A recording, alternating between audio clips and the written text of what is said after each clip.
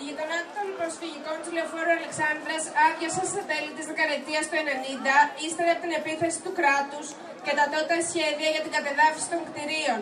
Σύντομα άρχισε να καταλαμβάνεται από ανθρώπους. Από το 2010 το πολύμορφο μοσαϊκό των από κάτω αυτοοργανώθηκε, δημιουργώντας μια κοινότητα με πολλές δομές και υποδομές, στην οποία οι άνθρωποι της ζουν μαζί, αποτελώντας μια γειτονιά ελπίδας και αντίστασης.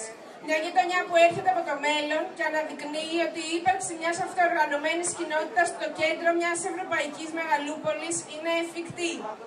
Τα προσφυγικά κινδυνεύουν τώρα περισσότερο από ποτέ, είτε με αφορμή τα σχέδια της διπλής ανάπλασης με το γήπεδο του Παναθηναϊκού, είτε με το μανδύα του εξευγενισμού και της ανάπλασης της περιοχής εν γέννη.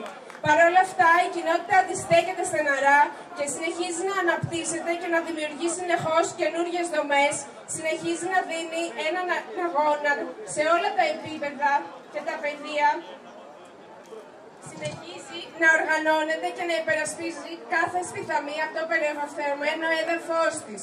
Πρόσφατα συγκροτήθηκε μια επιτροπή αλληλεγγύης προς τον αγώνα τους, με κύριο έργο της τη δημιουργία και την προώθηση της καμπάνιας Save Προσφυγικά. Η καμπάνια έχει ως στόχο να πλαισιώσει τον αγώνα για την πραγματική διάσωση των προσφυγικών και ως κτίρια και ως κοινότητα με τους ανθρώπους της, και επίσης να διαφυλάξει την εσωτερική μνήμη που τόσο απροκάλυπτα κατακρεουργεί και διαστρεβλώνει διαχρονικά η εξουσία. Απευθύνουμε κάλεσμα για την ενίσχυση της Επιτροπής σε άτομα ή συλλογικά σώματα νομικών, πολεοδόμων, μηχανικών, αρχιτεκτόνων, αρχαιολόγων, κινηματογραφιστών και οποιασδήποτε ειδικότητας που θα μπορέσει να συμβάλλει στον αγώνα μας.